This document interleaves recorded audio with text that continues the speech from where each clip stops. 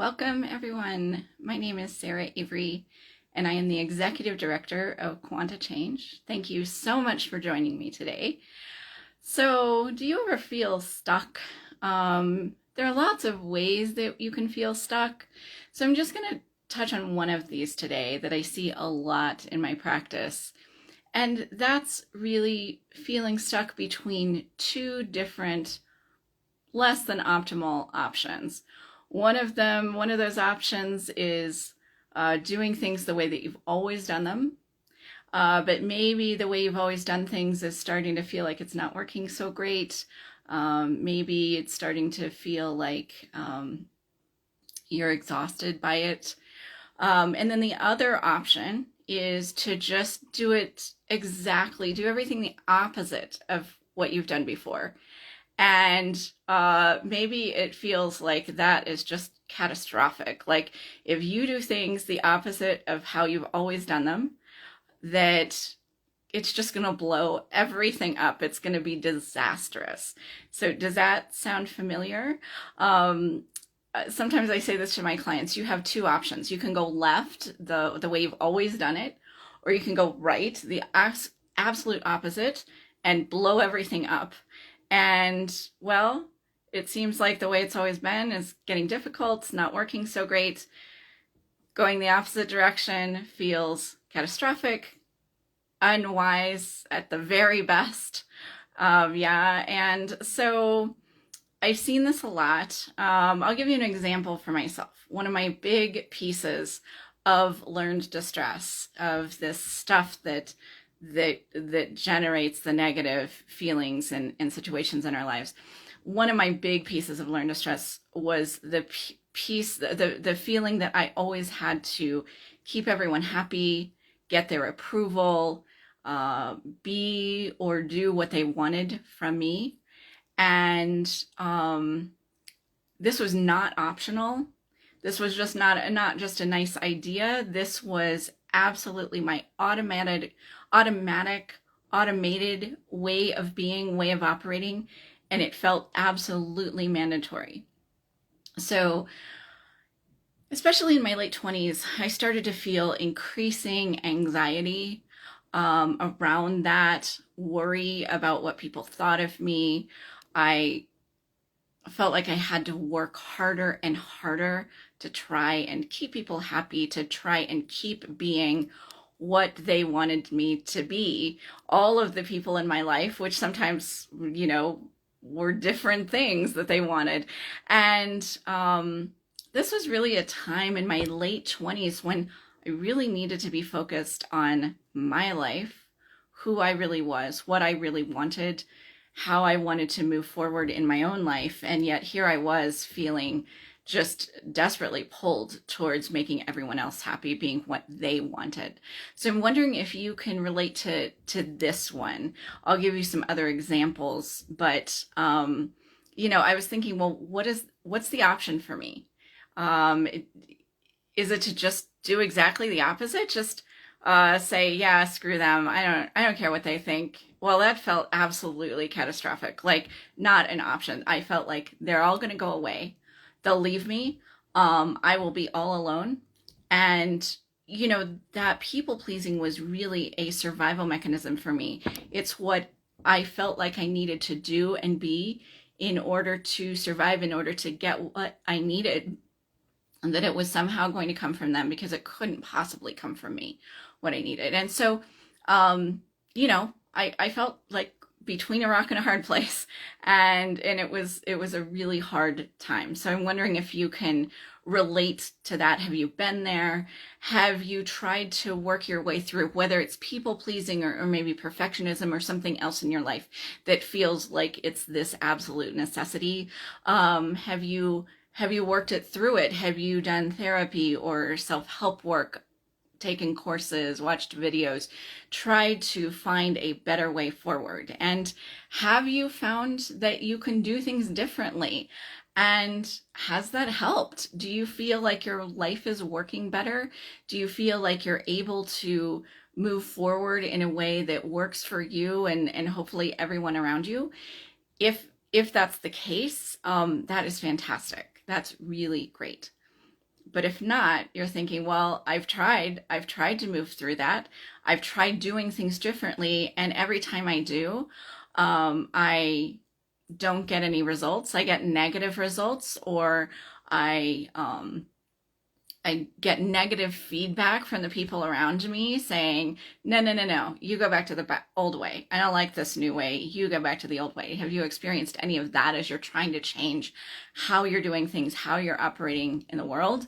So if you try to change that and you've only gotten negative results or negative feedback, it's not your fault. It's not because you haven't tried hard enough. It's not because you haven't done that method well enough. It's because the things you've been trying have not been able to get your learned distress out of the way. Your learned distress is what's been trying to keep you locked into that one old option. So for me, obviously, people pleasing was a big one of those. So let me describe what learned distress is. So learned distress is the quanta change term for the feeling that you absorbed very early in life, that there's something wrong with you being just the way that you are. And as you were absorbing learned distress, your brain was also developing a survival mechanism to, well, help you survive, to cope with, to control, to manage that awful feeling that there's something wrong with you, as well as your survival mechanism really allowed you to fit well with the people around you, your parents, other early caregivers, older siblings, maybe. And so these survival mechanisms or survival mechanism plus your learned distress, there are 6 patterns of that falls into. And I'll describe at the end of this video what those 6 are and how you can find out for free which one you have. But for now, no matter which one you have, it locks you into some kind of way of being, way of surviving, or else. And that's why you end up in this sort of binary choice between, I've got to do it this old way, I've got to go left, or I've got to do exactly the opposite, I've got to go right, and then that feels unworkable also. So some other examples that we see all the time, I've seen over the last 22 years in my practice: perfectionism. I have to do everything more perfectly all the time, or I have to do things in some ideal way. I need my life to be some ideal way. I need to do everything the right way, whatever that means for you. Those kind of different flavors of that pattern can really set up this binary choice. And I'm wondering if you've tried to let up on that. You've tried to relax that a bit and then felt pulled right back into it. Is that familiar? Or maybe another pattern that I see a lot is one, believe it or not, there's a survival mechanism that says the way that I survive is to prove that nothing ever works for me. If it's not your pattern, that sounds surprising. If it is your pattern, you're nodding your head yes, like, yeah, that's exactly it, Sarah, right? And so, very often you'll start to feel that pushback in yourself if someone says, hey, that thing worked really well for you, congratulations, and you have this knee-jerk reaction that says, yeah, okay, but there are these other 5 things that are just a total disaster, so please, let's not even think about the thing that went right today. I've got to be thinking about all those things that are going to go wrong really soon. Yeah, so that's another survival mechanism that you can feel really locked into by your learned distress. So why is it then, if you've done some work on this pattern, this survival mechanism, why is it that the work that you've been trying hasn't worked to pop you out of that, to allow a different way forward that works better, that feels better to you? So it's because of something I call the rational brain roadblock. So this is the fact that when your rational brain is operating, there's a wall of resistance or protection around your sense of self. Your sense of self stores how you feel about being yourself. your learned distress, your survival mechanism, and this core well-being at your center. And so your rational brain, when it's operating, this wall of resistance to change is activated, and it prevents you from really messing with your survival mechanism, right? It says, no way are you going to get rid of this, because this is how I survive. So you're not touching it. So this is a problem, right? But Quanta Change, this work that I've been doing for the last 22 years, was actually developed to get through the rational brain roadblock, get to your sense of self while it's open to change, so that you can actually start peeling away layers of learned distress permanently. So briefly, the way that Quanta Change does that is that it works with your brain during sleep. And sleep is for two reasons. The first reason is that sleep is when your rational brain is entirely shut down. And so with that, that wall of protection around your sense of self is also deactivated. Sleep is also the time when your sense of self, how you feel about being yourself, is getting recharged. And so what Quanta Change does is it allows you to say, while you're asleep, to your brain, I want to recharge with this core natural well-being, the feeling at my center that I am just great, just being myself, that I have everything I need, that I am good, and life is good. And so as you start to recharge every night with well-being instead of learned distress, layers of learned distress are peeled off permanently. You feel better, your life works better. And when I'm thinking about this sort of idea that we're talking about today, being locked into a certain way, there are some certain sort of hallmarks that I see happening for people through their Quanta Change process that tells me that that's loosening up and going away. So instead of feeling like there are only two ways, left or right, old way versus the opposite, well-being gives you access to all of the other planes of existence. You can go up, you can go down, you can go diagonally over your left shoulder. All of those different ways open up in a way that they have never been there before. You couldn't see them, and they weren't an option. Maybe you could see that was a possibility, and yet there was no avenue for you to go down that road, or it didn't work when you tried it. So that's one of the things I see. I also see people say, the thing that I have had to do every moment of my life, or else, well, I just don't have to do that anymore. It's as almost as if you said, breathing, I don't have to do that anymore. Of course you have to keep breathing, but it feels that that fundamental to your being, and all of a sudden you think, wait a second, I don't have to do that anymore. Or you find yourself spontaneously, without any planning, without any figuring out, doing something differently. And then on the kind of the back end, after you've done it, you think, well, that was weird. I would have never done that before, but it felt good. It worked. Wow, that was so weird. I hear the word weird a lot from my clients when this starts to happen. And, the other thing I see in general is that if you've gotten negative pushback from people, perhaps because your learned distress was a crutch they were leaning on, which is often the case, instead of getting negative feedback, you'll start to get positive feedback for your changes from a lot of people in your life. You may still have somebody in your life who says, hey, wait a second, come back here with that crutch. I don't like you taking it away. So that's still a possibility. Most of what I see for people is the people, especially who are close to them, most of them respond more positively to changes than they ever have before. They welcome you. They celebrate who you are now, instead of feeling like they're having something taken away by you not doing things the old way.